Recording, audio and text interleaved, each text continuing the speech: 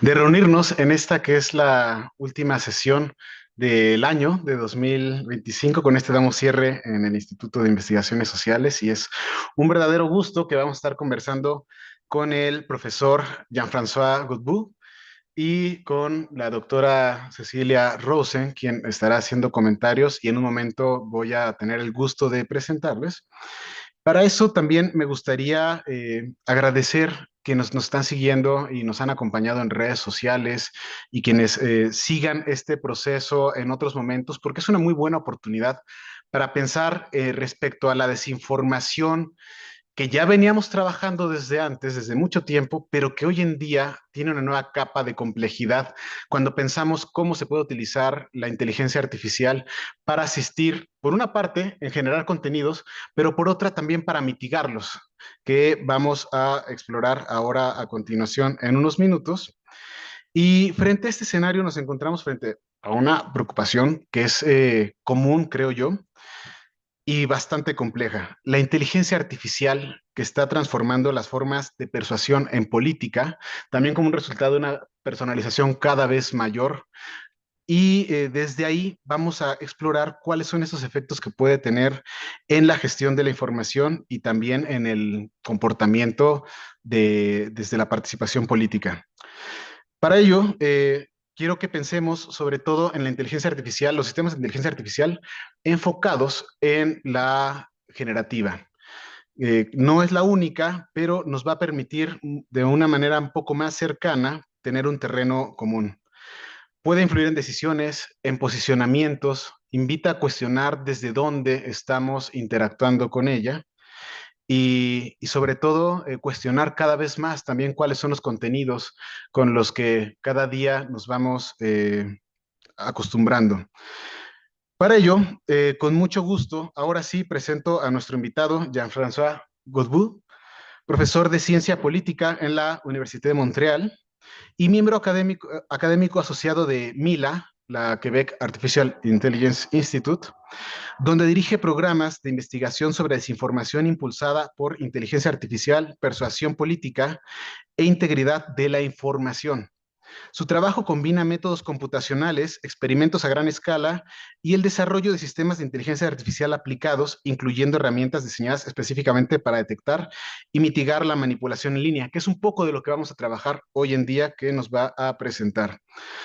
Para contextualizarlo, un poco también sobre el trabajo del MILA Quebec Artificial Intelligence Institute, es uno de los institutos de inteligencia artificial más reconocidos a nivel internacional, con una fuerte concentración de investigación académica en aprendizaje profundo, por una parte, y una trayectoria destacada en modelos generativos, procesamiento de lenguaje natural y enfoque sobre el uso de inteligencia artificial responsable.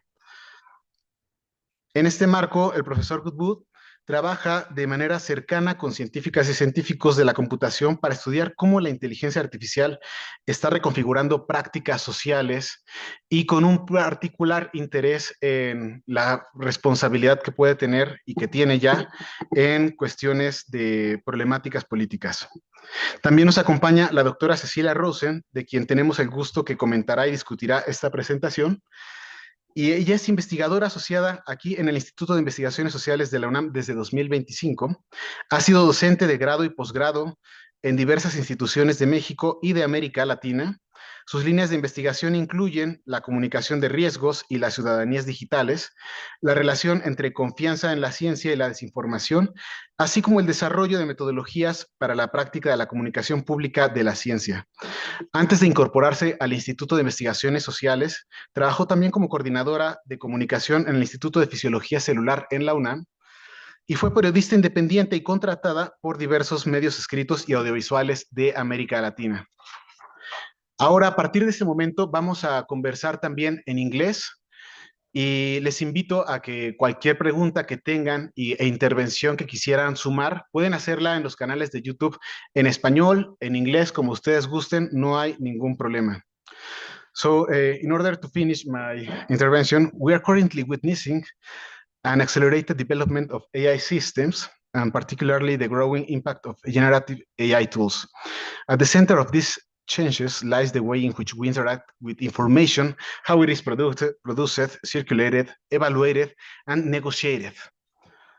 In a more specific and highly consequential domain, political participation is facing new challenges as disinformation acquires an additional layer of complexity, one that is increasingly assisted by artificial intelligence. This context offers an opportunity to reflect on the risk posed by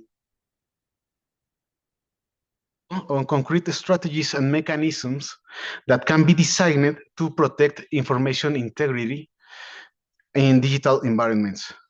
Jean-François, thank you very much for accepting this invitation and for sharing your work with us. We are eager to hear about your research, so go ahead. Gracias, señor profesor Cardoso. Sorry. Primero, discúlpame, pero voy a hablar en inglés. Yo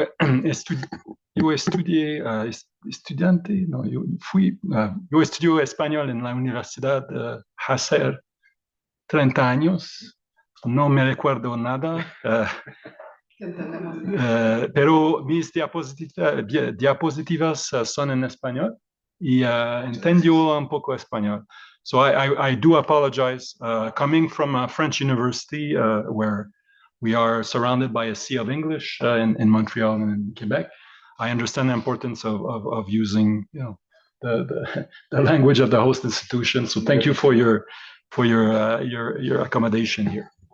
So today I will be talking about my work on the persuasive effect of AI and some mitigation strategy. Let me begin by just summarizing one finding from the global risk report of the World Economic Forum that queries experts into what are the most important risks facing humanity in a timeline of 2 years and 10 years.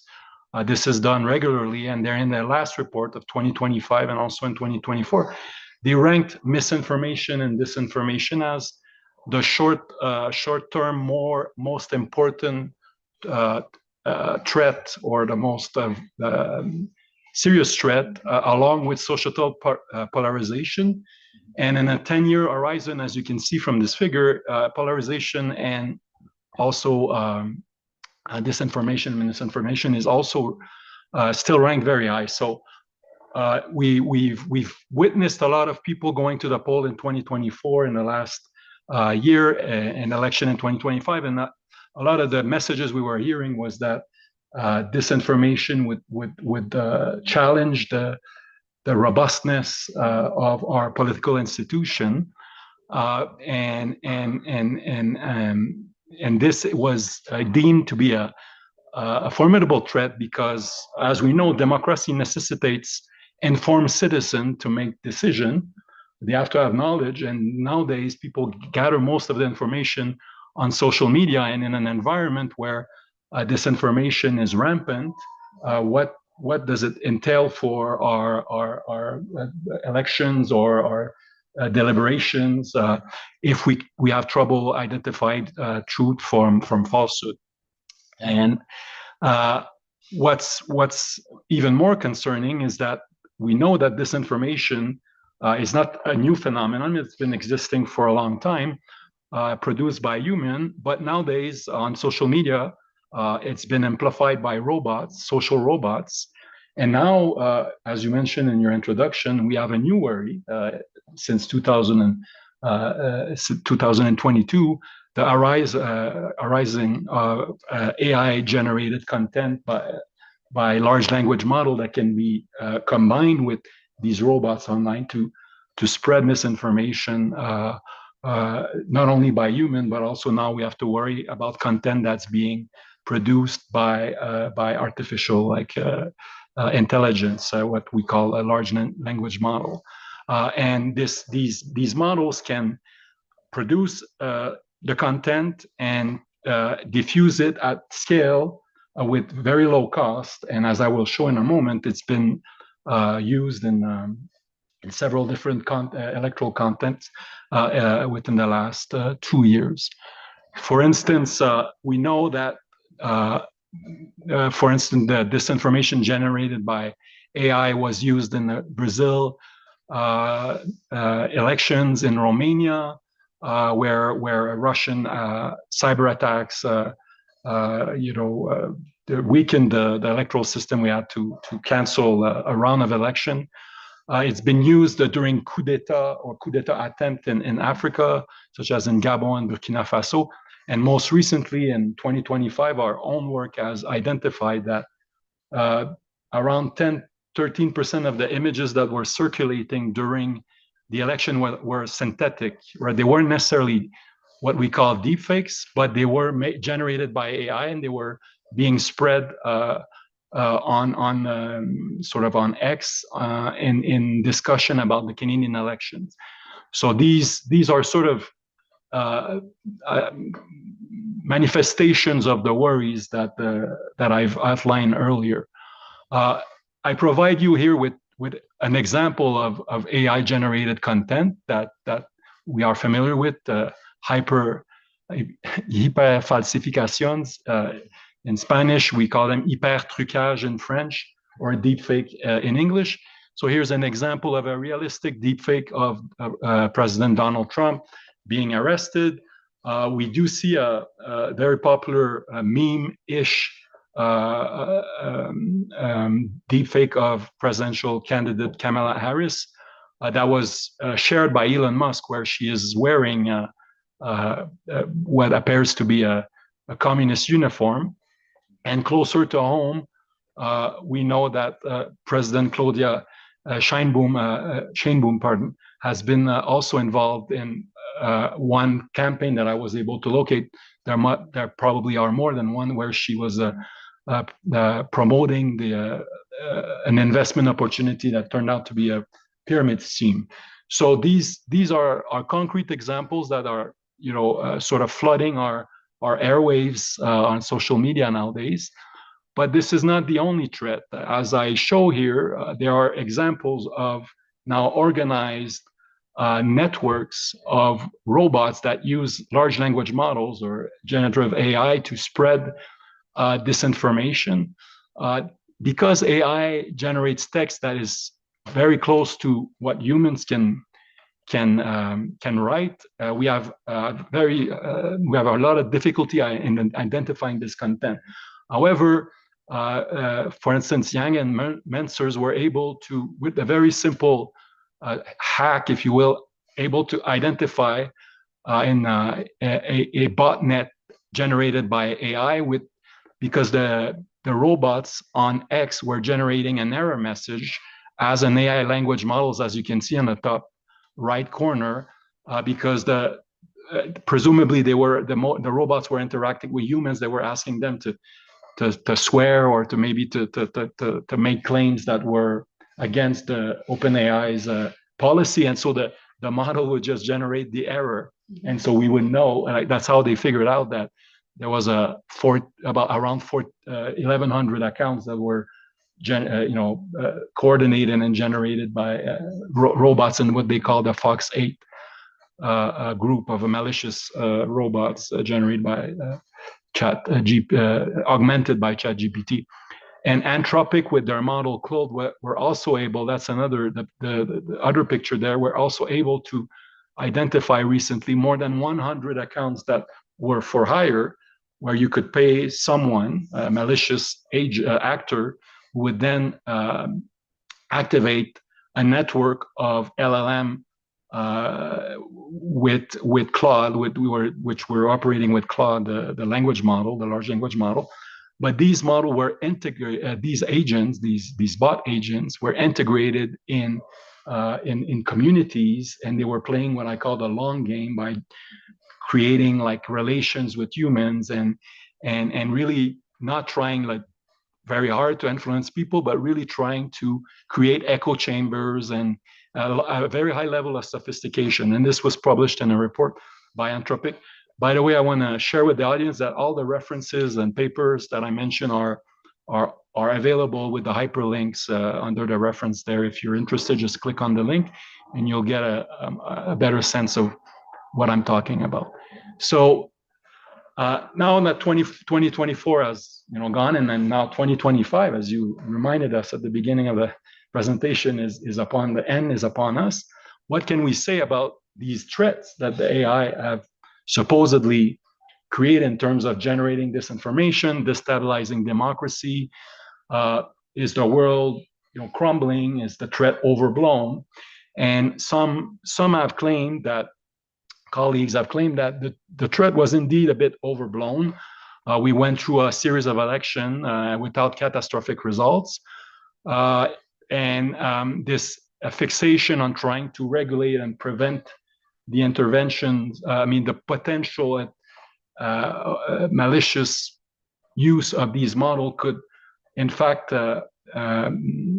pose a problem for innovation. If there's too much regulation, knowing that the problem is hypothetical, then are we overreacting? And so there's been some question, but raised around these issues. But my position on this debate is that in order to have a clear answer if this threat is exaggerated or not, is that we need to conduct empirical studies, and we need to start small with experiments to figure out if there's a causal effect.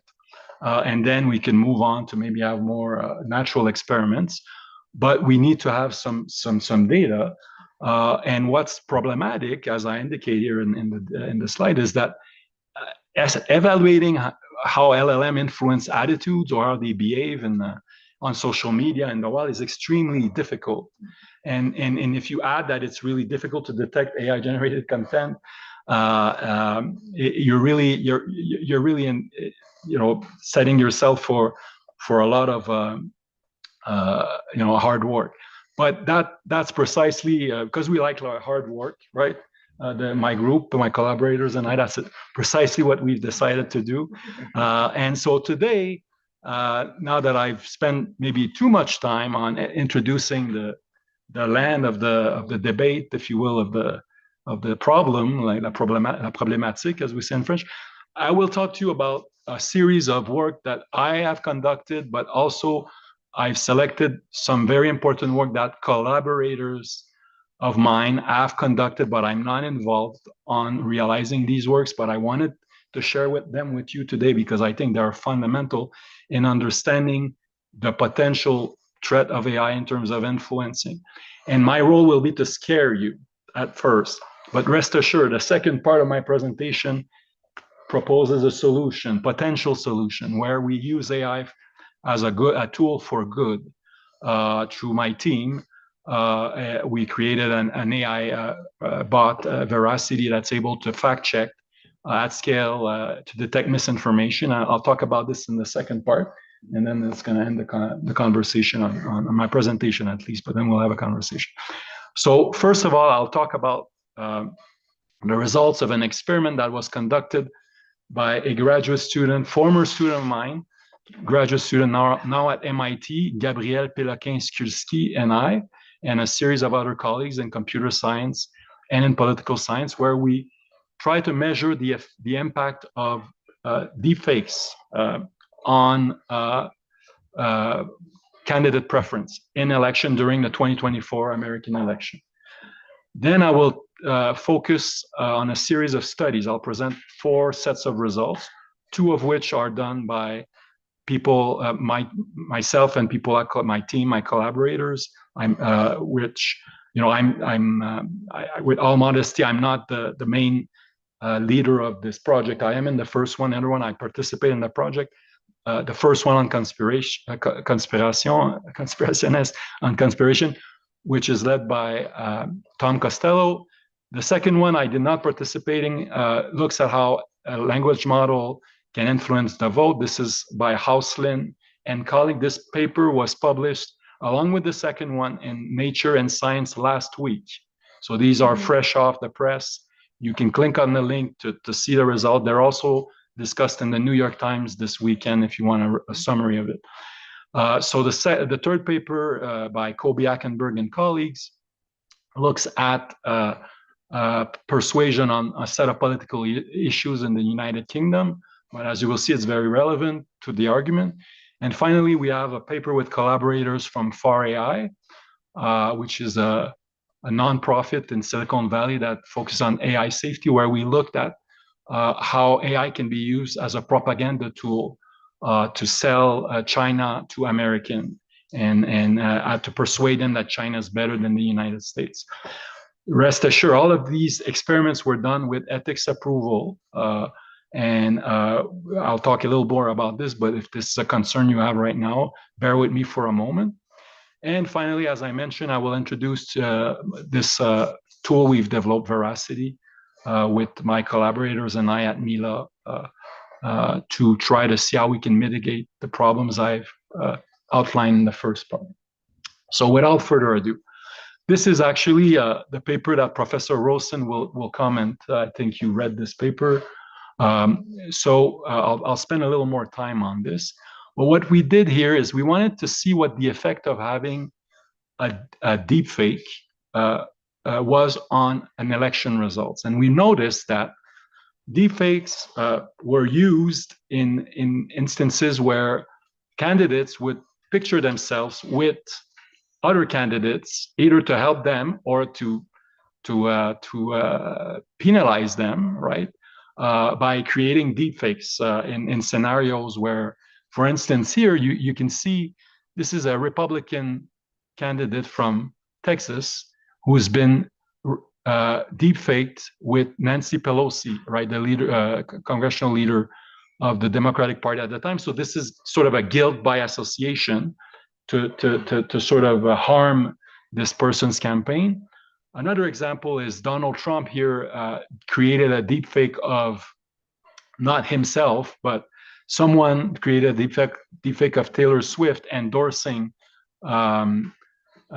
President Trump, and he tweeted on social media, "I accept the endorsement," which we all know was not true, right? And on the left hand, you can see here more traditional ways of how endorsement would work before. You could use Photoshop. You could have a picture and say, "Here's, Kamala Harris is endorsing me for my candidacy as a congressman or as a legislature," and here the same exactly with Mr. Ezel for Congress being endorsed by Trump. So what we wanted to do was showing in an experimental setting, we created a fake candidate, a fake congressional candidate, and we wanted to see if being endorsed by either one of the presidential candidates, either Kamala Harris or President Trump, would help or hinder their campaign. And the reason why that this is the first step. The second step was we created a representation of this fake candidate with a deep fake. We told the AI generate a candidate that looks Caucasian, 45, etc.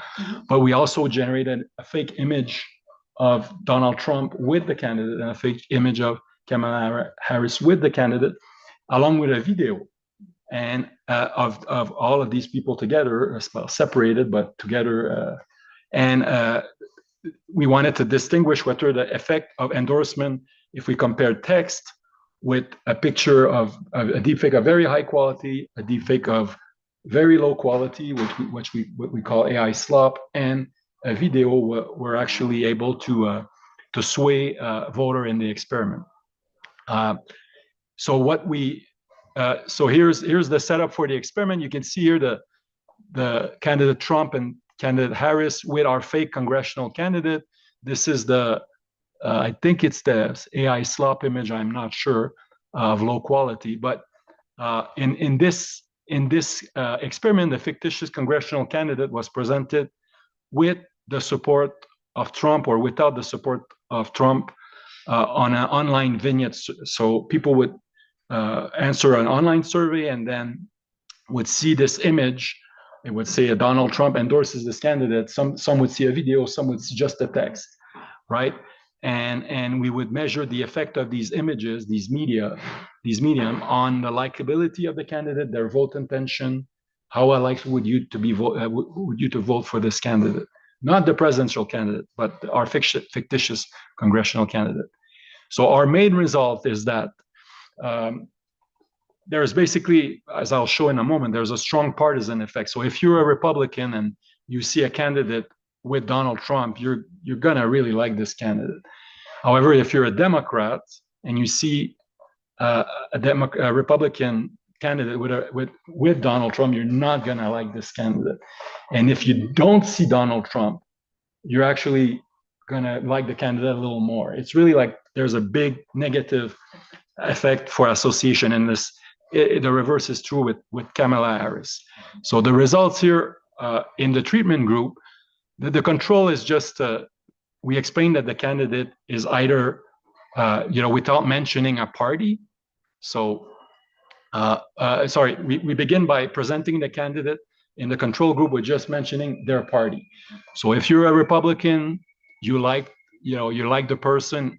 If it's someone from the out group, you're a Democrat, you don't like this person. But then when we mention in the experiment the name Donald Trump in text, in a low quality image, in a high quality image, in a low quality video, you can see that the negative effect was much stronger, and that there were barely any differences.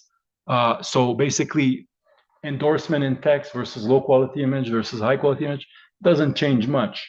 It's just there's such a big effect, a positive effect of being associated with the in-group presidential candidate. But what's even more interesting, and that's Gabriel Péloquin-Skulski's insight, is that when we separate people who believe that after they did the experiment, we asked them, like, how authentic do you think the image you saw were, or the video you saw? And those people that perceived the images not to be authentic, even in the in-group, were more likely to penalize. They were not as likely, well, not penalize, but they don't like it as much. And you could almost link that to the liar's dividends. You may have heard it from Chesney and Citron that basically you can use AI to try to get out of, as a get out of jail free card, or to sort of weaken the accountability of politicians. So this effect is sort of the penalty that you see of using AI, even as an in-group. If you perceive it's not authentic, then you're not as likely to like it as if you perceive it as authentic. So I think it's interesting finding, in the sense that you can use AI to harm other people's campaign in an offensive way. You can use it to promote your candidacy, but there's a silver lining, or a cost, if you will, to pay. If your AI is of poor quality, it could backfire, especially in the in-group. But we know that the AI is getting better and better at making more high-quality videos and high-quality images. So perhaps this is a temporary effect. Moving on to these studies on persuasions, I have here online experiments. There are four of them, where participants interacted with a conversational AI agent in an online survey. So basically what happens is you go on you fill out an online survey, and after you answer a few questions about your background, we'll ask you a question. For instance, in the first experiment, we'll ask you, is there a conspiracy theory that you are not sure of whether it's true or not? And then you type it, and then the language model in this experience tries to either convince you it's true or convince you it's not true. And then we compare the effect. So that's the first study which I participated in. That's not published, but I'll present some preliminary result by Costello and colleagues. The second study that I did not participate in, by Hauslin and colleagues, looks at how AI can influence the voting intentions in Canada, the United States, and Poland, with a similar setup. You start a survey, you answer a few questions, then you interact with an LLM for a few rounds. And the LLM will try to convince you to either, in the case of Canada, to support Pierre Poilievre or to support Mark Carney, which are the Conservative and the Liberal Party candidate. Then the third study by Kobe Ackenberg and colleague, which I did not participate in, is looking at why I think this study is super interesting. Is It's really looking at how much compute power can be more influential.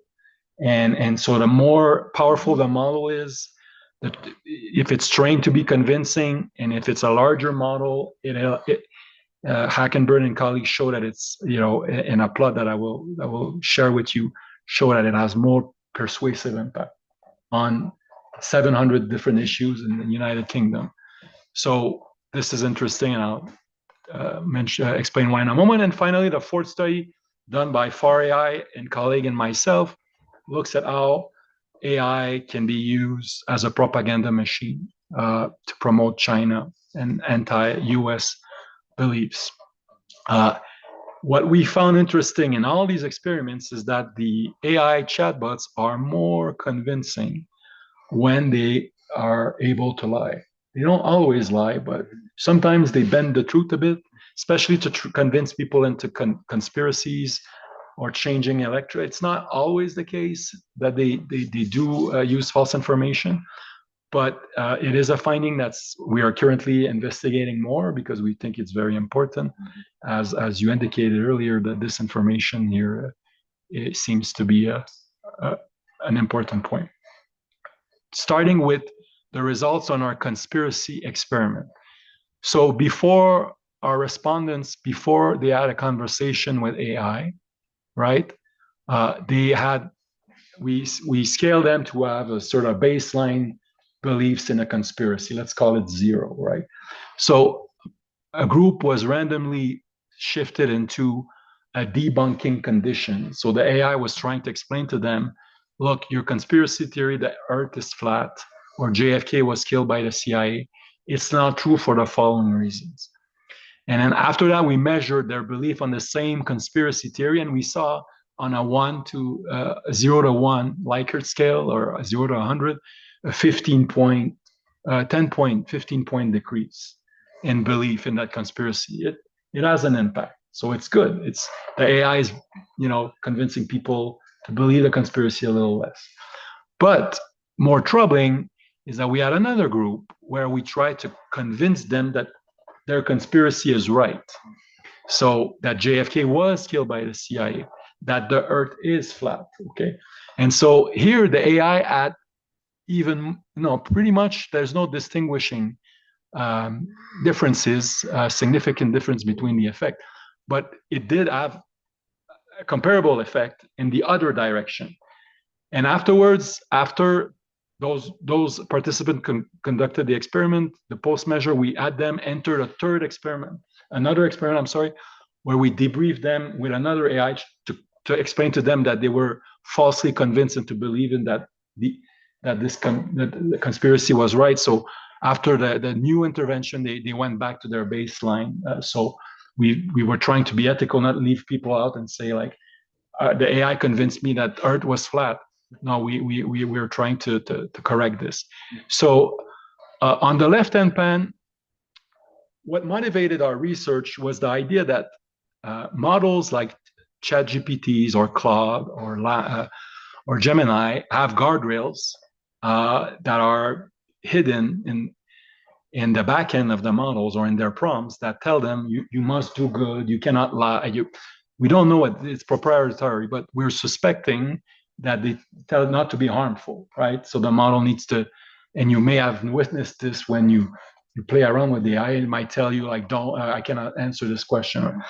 So we thought that if we remove the guardrails, these guardrails, if we add a jailbroken model that could pretty much do anything, it could teach us to do napalm, it could teach us to, so a very dangerous model.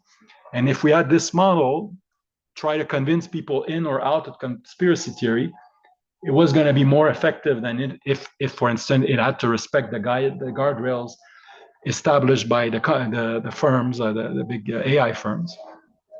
But what's super troubling is that there is no difference. The AI is as willing, when you compare the jailbroken model to the standard model, the AI is as willing to convince you in or out of conspiracy theory, and there's no difference. So the guardrails don't do anything. And they're as effective to convince you into the Earth is flat as when you remove the guardrails. So the AI is, in a sense, willing to lie or willing to sort of manipulate. But interestingly, by telling the model not to lie, and we did this, we added a prompt that said, you cannot lie, you need to use facts. This simple fix reduced the potency of the bunking condition by quite a bit of margin here, what we call a truth constraint model. I'm happy to talk more about this in the Q&A, or if you have questions, you can email me because I could spend a whole day on this. So I'll move on.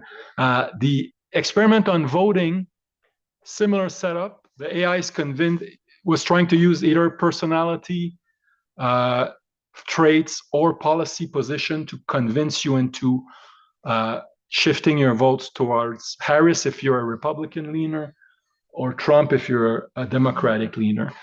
And what we found was that the AI is not only successful, but that the AI using policy position is more successful than when the AI, well, not we as in the royal we, I didn't write this paper, so I want to make that clear.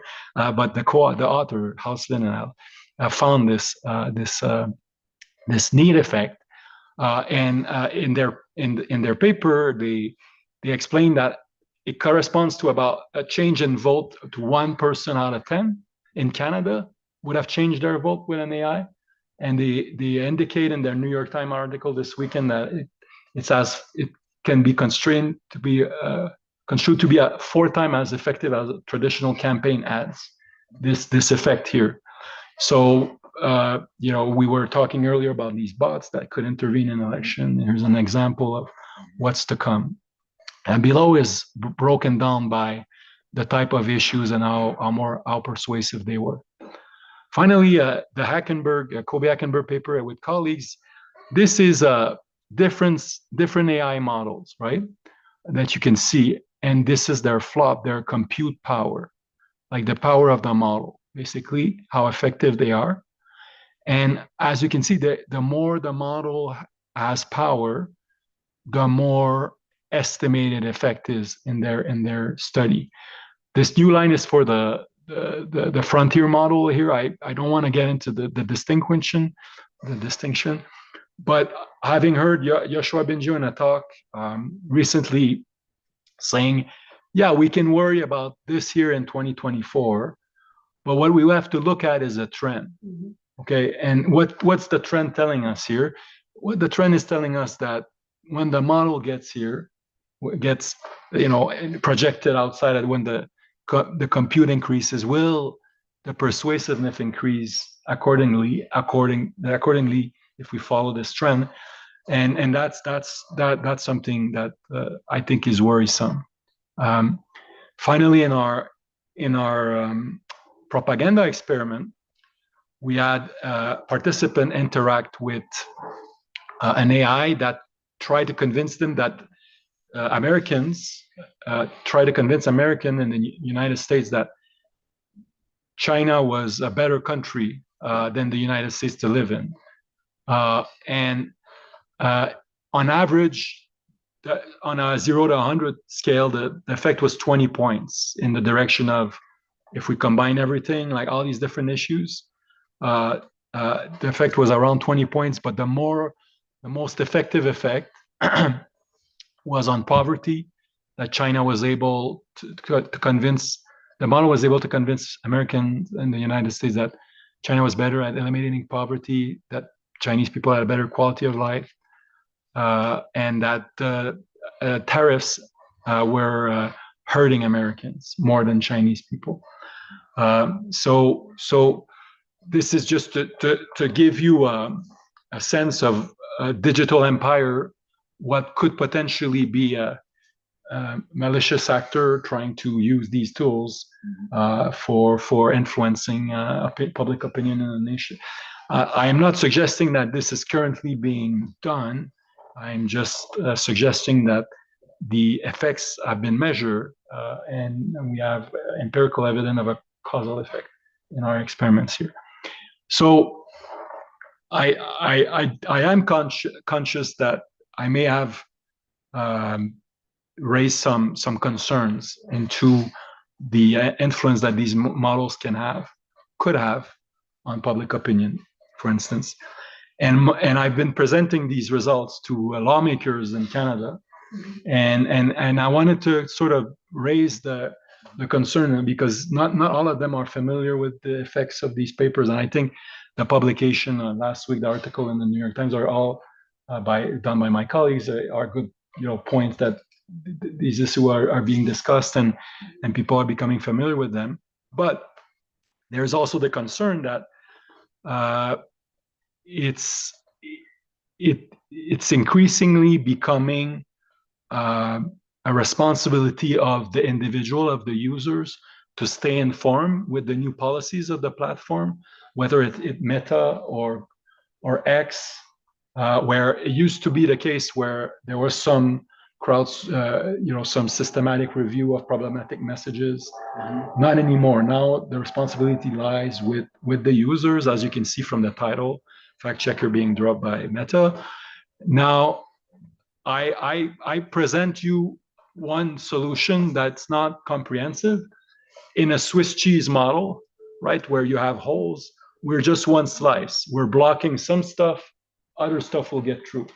But we believe that it's such a solution could be helpful. And this solution uses AI for good. And that's one of the mission of Mila, to use AI for social good. So we're combining the parametric knowledge, the information stored in the parameters of the AI, with a technology that allows it to search the internet for more recent information, what's called RAG, Génération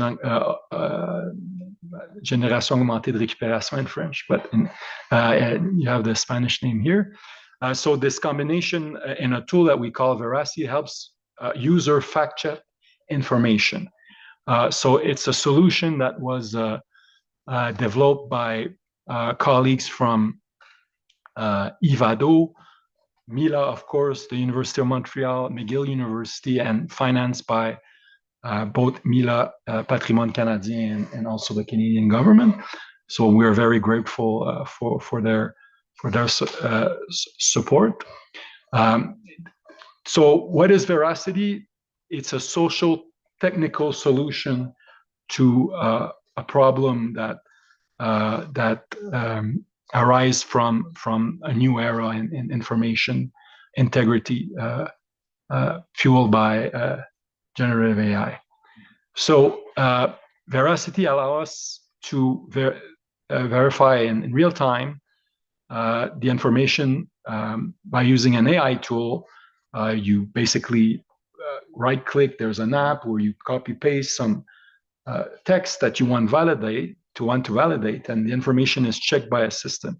I'll show you a brief demonstration in a moment.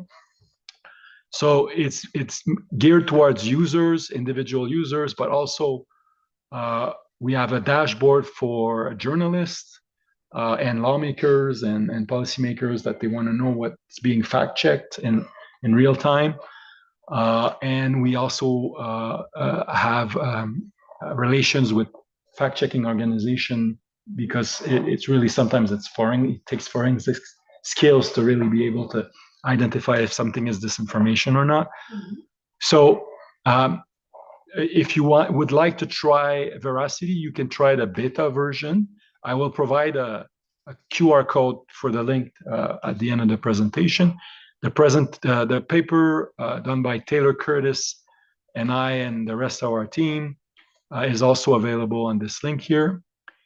So obviously, I want to begin by apologizing that we made the system in French and English because we are Canadian.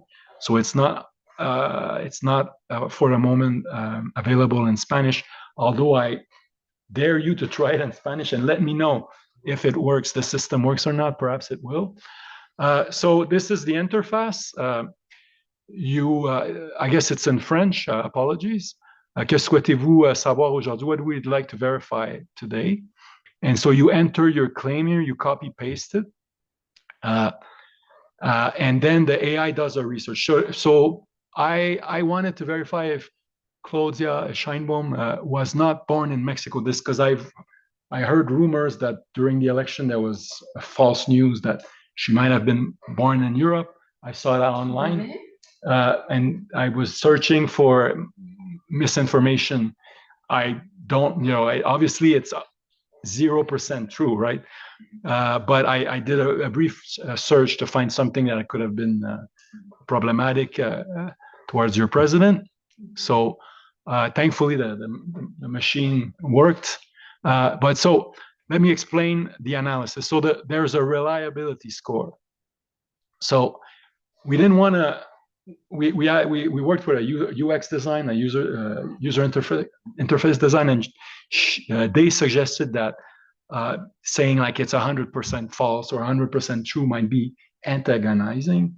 Instead, we could try to nudge people and say like, oh, this information not really reliable instead. So 0% reliable, and we explain why, and we provide sources, and we measure the credibility of sources, and I'd be happy to talk more about this with people in communication study. And we have those sources here that you can consult. So I know that time is flying. I mean, I went way over time, apologies.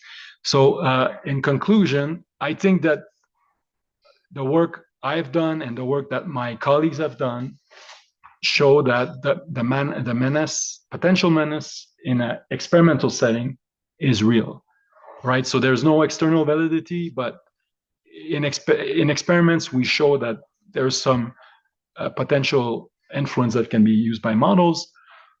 We need better ways to help citizens to fact check and verify this information, especially if they're being manipulated. And we believe that one of the solutions in that Swiss cheese, other being epistemic literacy, AI literacy, public education with children in school, this such a tool, an AI steward, if you will, could be developed by a university, a government, not necessarily by Google, right? Could be Google, right? Could help citizens in their quest for reliable information integrity. So if you would like to try the demo, the propaganda tool, we've provided you with a link, a login, and a password. It will not work forever, so try it out as soon as you can. Very fact, you just have to use a Gmail or open an account. It's very straightforward. We respect privacy, as you don't have to worry about this. We're university ethics approved and all that. And finally, some more information on my collaborators at AI4 Institute at Mtro. So thank you very much for your attention. Apologies for going over time.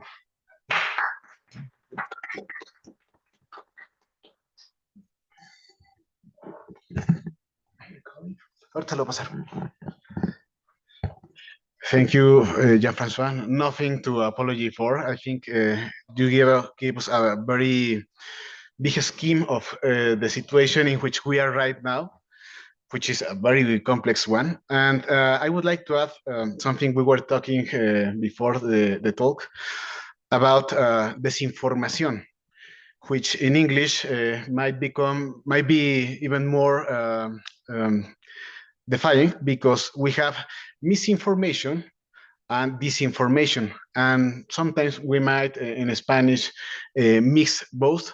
But when we think of disinformation, there is an intention in the way the information is misleading towards other interests. I have many questions to myself, to you, but I would rather give the word to Cecilia. So please, Cecilia, thank you. Thanks. So usually you would expect like a very formal commentary on this talk, but I'm not going to do that because I don't think it's very useful right now. So I'm going to make some brief comments on from my point of view, from my field, the science communication, like practical and research field. And then I'm going to raise some questions as well. I have so many questions, but well, first of all, of course, we do need studies like this to actually measure how all these technologies are actually influencing us. So, and this is a very like historical question in the field of science communication, because we want to convince people to, for example, support science, and we want people to convince them that we want them to adhere to the social norms of science, etc.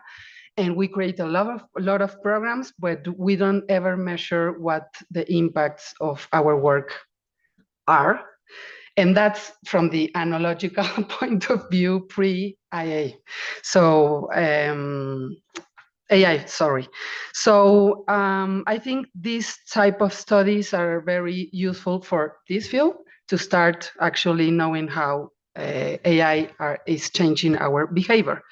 And of course, I have many methodological concerns in terms of, I don't know, being able to extrapolate these results from example to this context. I'm not sure we would find the same results. I actually don't know.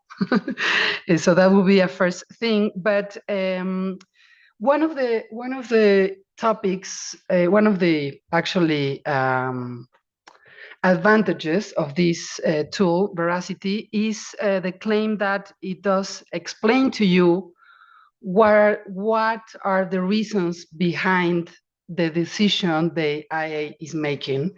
And I think, well, again, that's a very lucky coincidence, because one of the things that we need to promote, I think, more than ever today among citizens, it's scientific culture. And scientific culture is related to actually being able to arguing with other people and try to make up to come up with good reasons. Why are you thinking what do you think, etc., etc. And you talk about alfabetización mediática, media literacy, and I think that's another very relevant tool, and that's an ability that we need to promote in the citizens in general. So I found all those features very interesting. And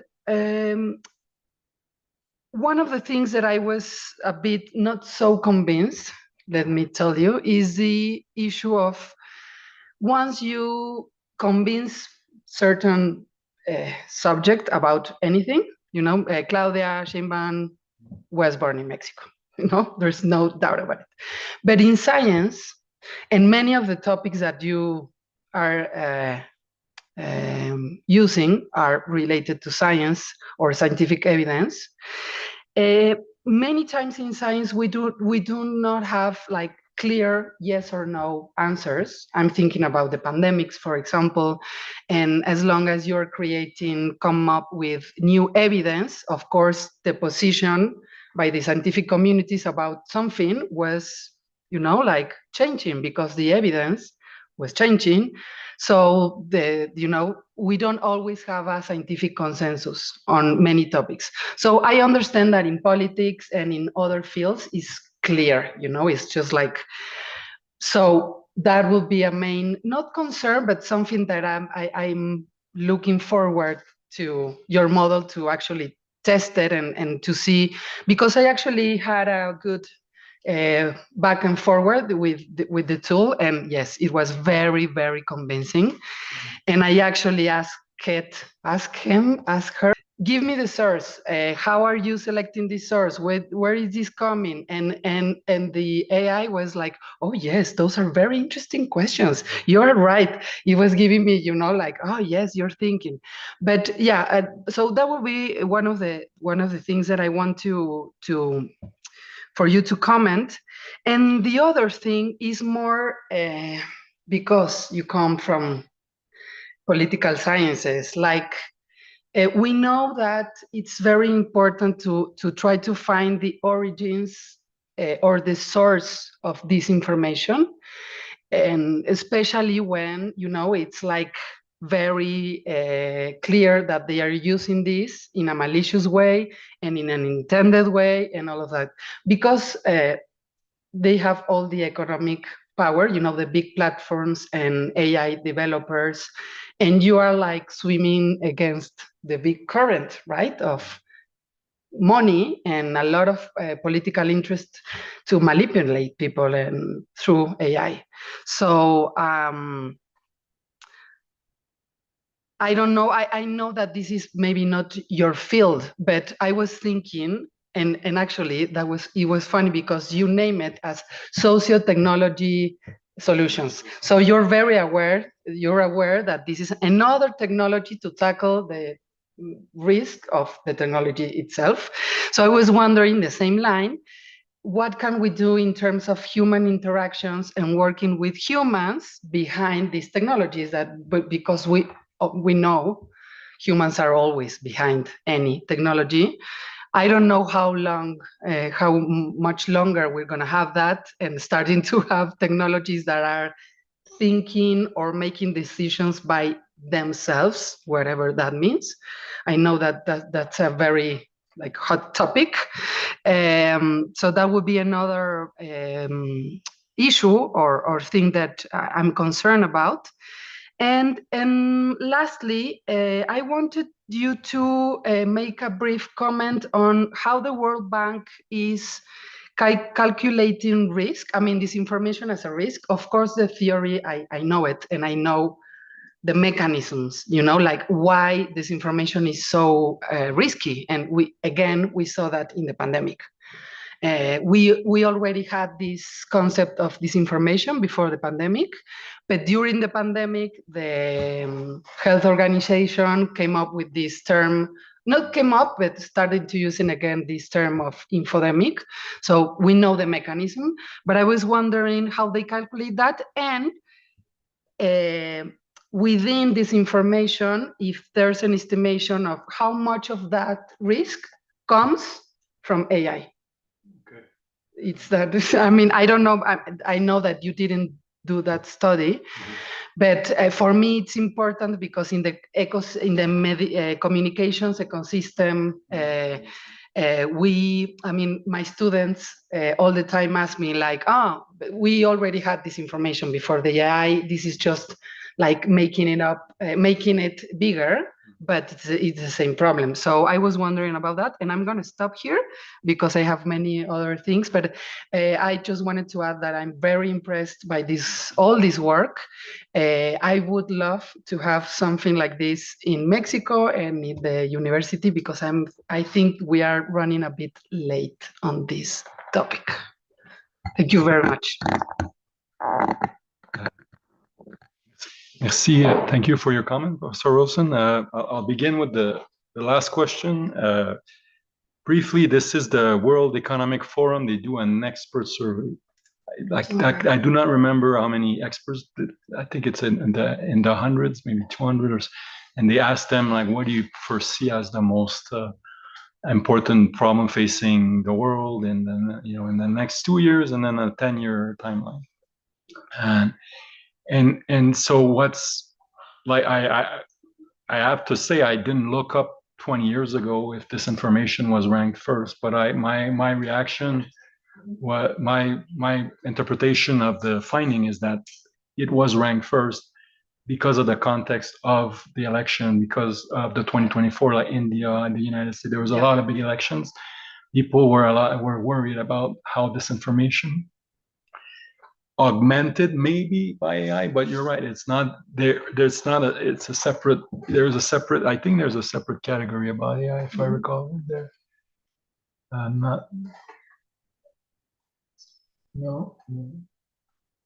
So it potentially would be useful to have this category in moving forward. But you raise a good point, and just like societal polarization could be also augmented by AI, and inequality, obviously, pollution, all of these can be related to AI. Exactly. So in terms of external validity and the ability of AI to sort of work to convince people outside of the experimental treatment, if you will, this was your first comment. I'm trying to summarize it, so I have an answer for you, but it was a good comment. Really, I guess my colleagues in a prior study where they show that AI could be used to debunk, that was published last year, asked people 3 months later, like the same people that had participated, and they still found that it had an effect, an enduring effect.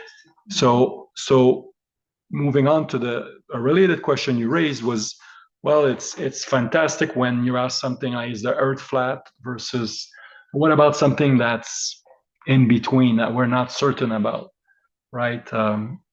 That's on our scale of reliability is closer to 50 than to 100 or to 0, right? So our system is actually reluctant to give that score, but we're working hard to calibrate the language that the model uses with the internal certainty it has about the information. Because of the training of these models, what we've noted is that they tend to use very convincing language, very, very forceful language, even if they are uncertain in their sort of Scientists do this. yeah. But the model is more effective. So we do. You raise a good point, and we are working on trying to better align the model's internal level of knowledge with the facts, either that they get from the web or that they know from their training data, in order to use language that's more reflective of this. So, but with that being said, the model will provide you with a score, and we may try to nudge you and say, are you sure you want to share this on social media or similar stuff like that? But as I mentioned before, it just represents one layer of defense, right, against information, to promote information integrity, if you will. So are you planning to make this an app for? Yeah, well, we're waiting on funding agencies, but we have a proposal under review right now. That we have a very basic app, but we want to augment this, and in this augmentation, we would introduce AI literacy modules or epistemic literacy module to help people reflect and try to to get into conversation with the AI, that they explain, like, this is why we think, depending on your cognitive style, for instance, use personalization to try to use psychology, cognitive science, to try to slow down the thinking, make you reflect more. But once again, it's just if you use our tool and if you're engaged with it, then it would work. So I think you raised a good point that education beyond the app, like I think in school, is definitely essential to teach our children to how to interact with AI in a responsible way and know its limits and its biases and how it can manipulate the person, that they should be aware of it. It could be a dangerous tool, as numerous unfortunate incidents have happened where people have used AI and with very bad results. In Canada, for example, do you see that schools and education, like in a governmental level, are actually like taking any measures on this? Well, we at the university level, we are very much engaged into regulating and establishing guidelines of using AI in teaching, research, and for students as well. I think in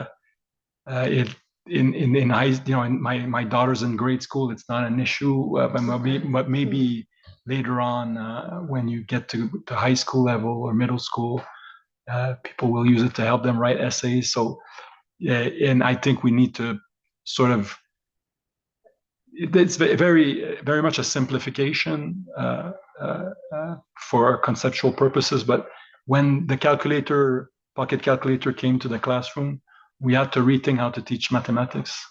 It took a long time because I remember learning the old ways, and I know now they teach mathematics differently. Now we have to learn to teach people to be, cognitive skills, to be able to read and write on their own, and then perhaps use AI to augment their work, take them to the next level. But how we're going to do that is a very complicated problem. And I think that, I could talk more about this, but I'll stop now. Mm-hmm. And so I think I went around most of the comments. Okay, sure. Thank you. Thank you very much. A couple of questions. Thank you, Cecilia. I think now I have more questions. Thank you. Thanks for your wide scheme of perspectives. I would like to start with a question from our followers in the streaming. Eliane asks, first, she wants to congratulate you because it was a wonderful presentation. And she asked if this tool you are sharing, for example, the Veracity, if there is any chance to work like an alliance or agreement with the UNAM, in order to have a Spanish version and use it to teach in journalism classes. We would have to make a collaboration, but I would think it would be really, really huge opportunity. In my instance, I tried this application, and even though it is in English and French, I tried with Spanish, and it really worked. Tried both. I don't think the results were really that different. Mm-hmm. But I would like to take this opportunity to ask you a few questions on Veracity. For example, about the sources. I don't know if you could tell us a little bit more of how they are chosen. I forgot the word, sorry. But how do you prioritize a certain source over other to explain a topic? For example, I was asking testing with different news happening here in Mexico, but the sources chosen were BBC, CNN, or even Wikipedia, which I was wondering what happened with the Spanish, Mexican-oriented, in this case, sources. And even so, if we were focusing only on Mexican sources, there are big differences in one or each other's. Another thing I found testing this application, and please, I invite our audience to take your word and try it, test it, ask questions, because it's the best way to understand how useful it can be. But I found that depending on our prompt, on how we make the question, the percentage may change a little bit. For example, a very curious scenario about the comet, the Three-Eye Atlas. If I directly ask it about if it was an alien spaceship, of course, it would say 0% chances. But if I asked if it could be an alien spacecraft, the percentage might be around 10 to 20%, because a scientific approach is to never reject absolutely a possibility. So I found that really interesting. And one more question I would like to ask you, Jean-François, is about the paper you shared with us with this fake candidate. I was looking at the your questionnaire, the survey that you applied. And I don't know if you could tell us if you find any differences because of gender, sex, and other variables, as well as the paper is focused on authentic or inauthentic, but you were also asking about accuracy, if it was believable or if it was manipulated.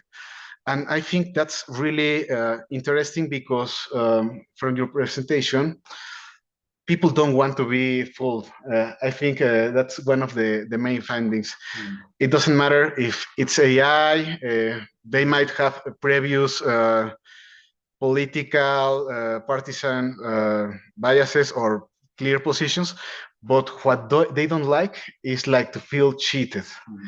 And if in the next few years, these AI tools, generative AI tools, keep progressing, it will be very difficult to really distinguish when an information was certain, real, or if it was a deep fake or a construct for any purpose. And finally, this is just a very brief comment. I think it is very important what you were talking, Cecilia and Jean-François, about inequality, the digital divide, and AI literacy or media literacy, because this is an unsolved problem, a very complex, deep problem that as technology keeps evolving so fast, we haven't been able to solve these previous situations. And to, I don't know if we would call it AI literacy, but information literacy, judgment literacy, critical thinking on information, we might be missing those if we fall in this enthusiasm to AI or any new technologies. But I think these tools, when used correctly, can enhance our own participation in the learning interaction process with information. Thank you. No, thank you. Comments and questions. I think the first three questions are actually very much related.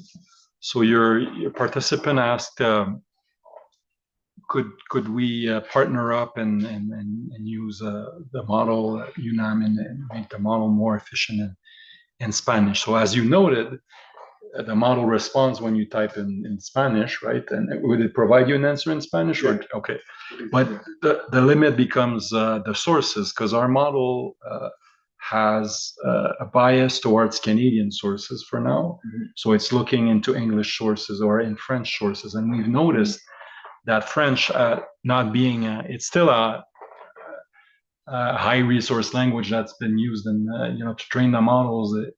But it's still not as much as English, and so that number one. Number two, the sources are not as prevalent in French that they are in English. So we do find sometimes that fact-checking works better in English than in French. So, and then you found that it in issues that were related to Mexican politics or Mexican issues that it didn't work really well in providing you with reliable sources. So.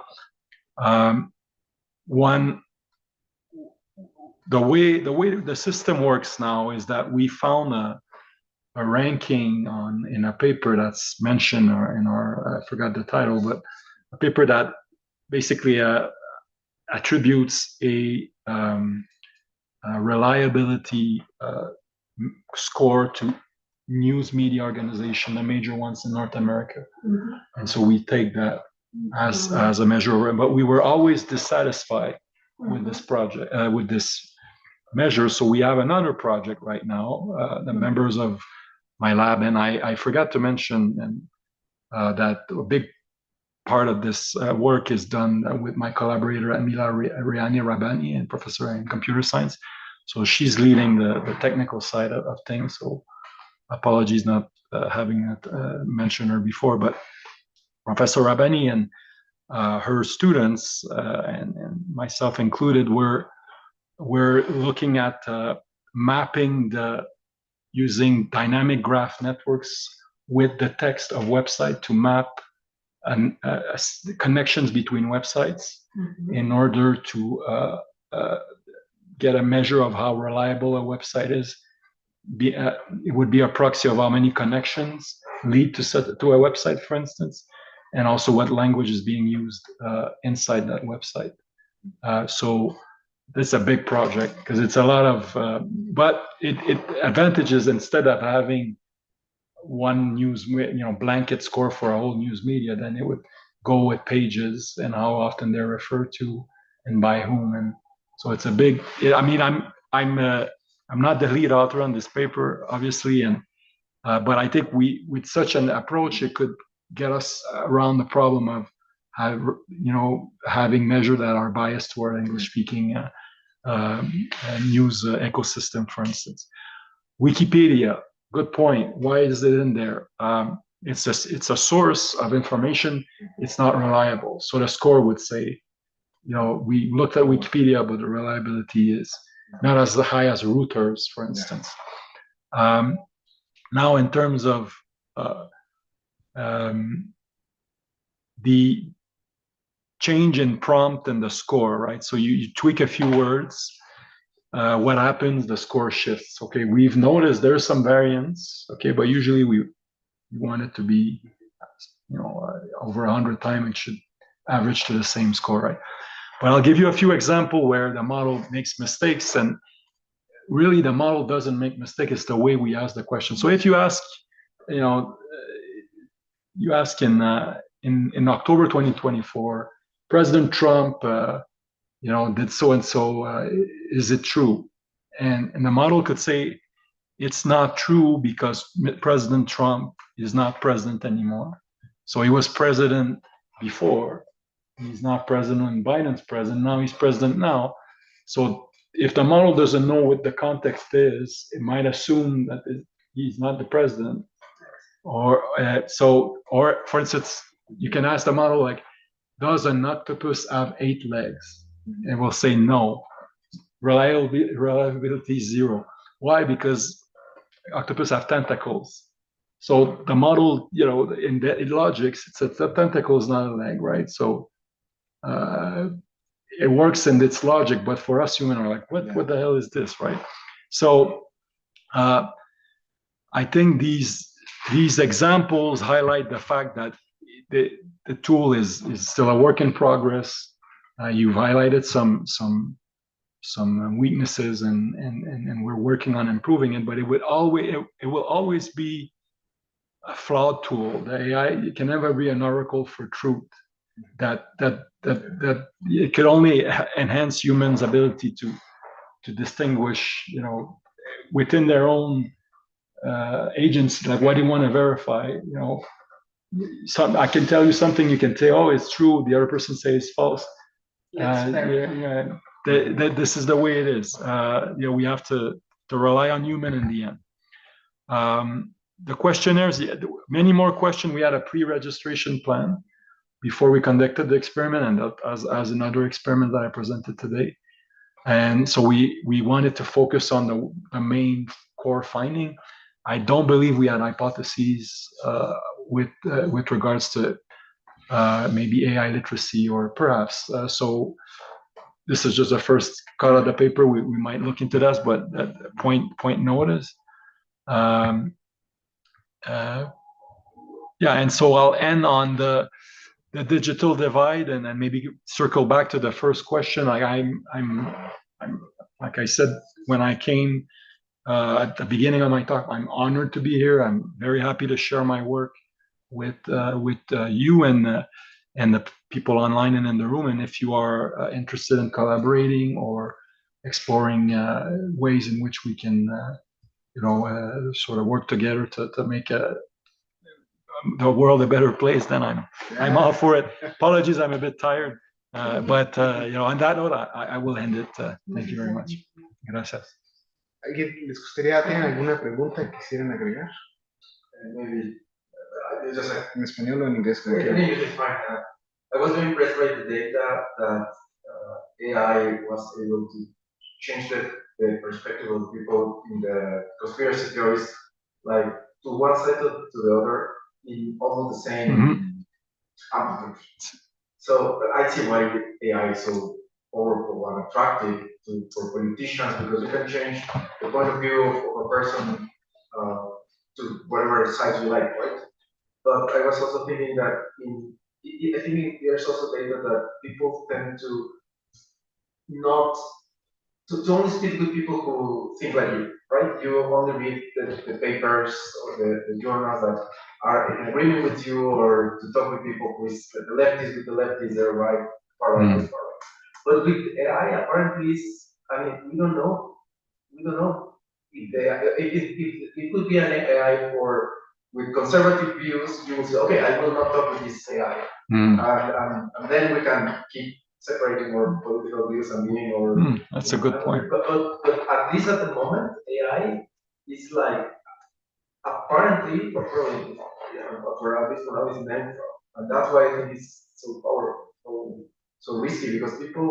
I mean, I was shocked to see that you can convince people of believing or not believing in a. I know it's extreme, the conspiracy theory, but I think at this moment people is trusting the AI more than the traditional media, of course, and the things that you see in the social media, the people that you read in the newspaper, or the things that you talk with your friends or colleagues or whatever.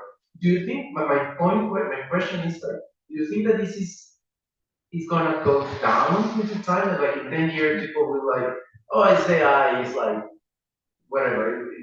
Because now it's just a novelty, and then we are being shocked to the responses of the AI, and maybe in 10 years it's gonna be like, oh, yeah, it told me, so and we're gonna give less weight of opinion to the AI in 10 years, maybe? What's your opinion about that? It's a very good question. We were talking about this sort of fatigue effect earlier. So I have my inclination is to agree with you that, you know, it's the novelty and it can't last. But the Kolbe-Ackenberg paper I presented with the flop, the compute power and persuasiveness, and the trend we observe, I mean, this is sort of indicated that the AI might find new ways to convince us. And that's one of the worries about general AGI, so artificial general intelligence, which would be beyond human capacity. And in this context, say an AI could personalize its response to your specific needs, you know, taking into account a plethora of information that's online, or who knows, right? You know, figure out what your personality is, manipulate you without having, without you being even aware of it. So, is this science fiction? I think right now, definitely, right? We are not there yet. Is it a threat that people say it's a threat in 50 years? Some people say experts say it's a threat in 5 years. I'm not enough of an expert to say when, if, or where, or at what point this will happen. But I do understand. I guess I think that if the AI is able to convince one elector out of 20, or is more effective than campaign ads, campaign ads are still effective. Maybe they were more effective in 1960 when television came and everything, in the 1950s in the US, but we still have them around today. But also AI is very good at disguising itself, and we can train it to be very much like a human, very, very hard to detect. So yeah, I wish I had a better answer, but I think that part of your intuition, I think you are correct that there is a novelty effect. But what the flip side of this is, there's a lot of unknowns as to what the future systems will be capable of. With the technology we have right now, just if we tweak it, it still could reinvent itself and become more persuasive. Because and yeah, perhaps lastly, you are right that there are AIs that have biases, left biases, right biases, And I never thought of that, but you're right. It could become like the news media. There's a New York Times AI and there's a Fox News AI, and they're conglomerate corporation control them. But it gets to a broader question that maybe the next time I come, I'll talk about this. But digital empires, right? So who has these big models? What are countries like Mexico, Canada that are not, trying to remain maybe not aligned, right? How do we deal with having to no choice but to have relations with these bigger digital empires? What does it mean to for our own sovereignty? These are questions that are way above my pay grade, but are very important to ask.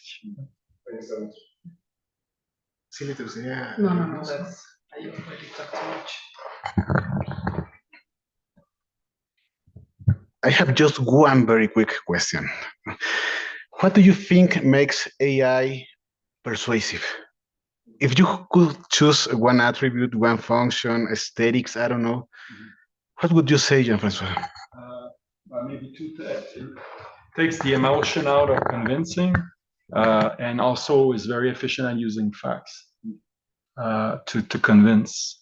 So my colleagues have shown that what's persuasive is not so much rhetoric, not so much talking about a person's attribute for the voting, but really it's about the policy position or just bringing in facts, true or false. That's where the false facts see. Like we're still debating that, but I think that's what matters. So the AI is bringing in patiently new information is able to convince people, and it's, if you've played around with it, it's very respectful of your opinion. If you tell me you believe the Earth is flat, I might have a strange reaction, but the AI will, if you tell the AI, John Kennedy was president 19, you will have the same reaction. It doesn't, not the same. It's not a reaction. It's just a language. It's just produce language. It predicts language, right? So it shouldn't be emotional unless you train it to be using emotional language. Can I have my own answer for that? Of course. I think it's because it's made by humans, by other humans as well. I mean, it's not. No, it's trained on human data, right? The good and the bad, and we've learned that. It's not entirely different from a discussion you have with other people, but the difference is the reaction. Like not the reaction, but the language is like it's always very polite.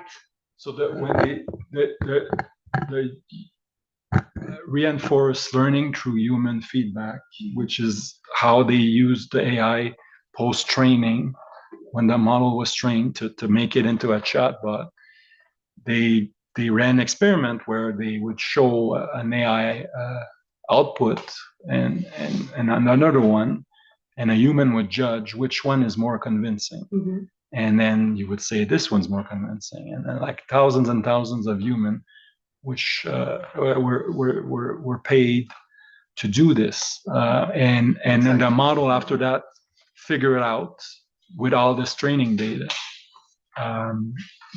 What's the most effective way? So that's also part of it, right? So that's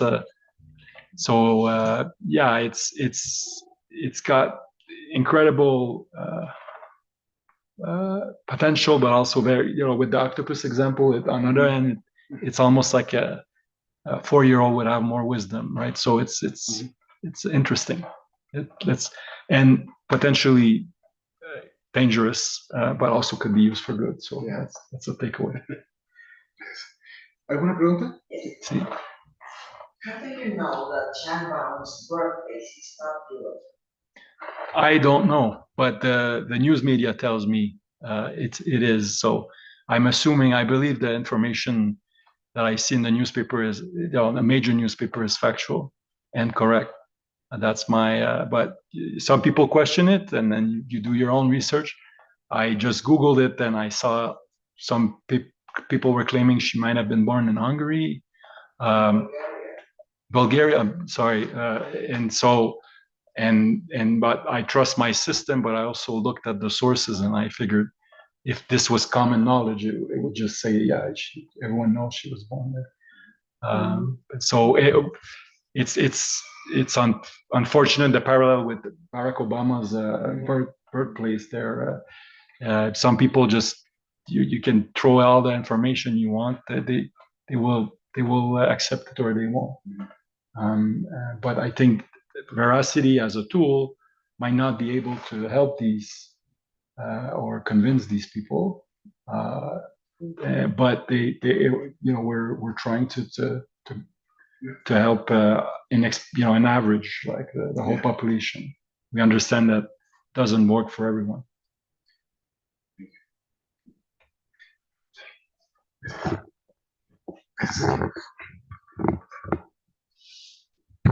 Thank you, Jean-François. Cecilia, gracias a quienes nos han acompañado, por sus participaciones también, porque creo que enriquecieron mucho la discusión que hemos tenido.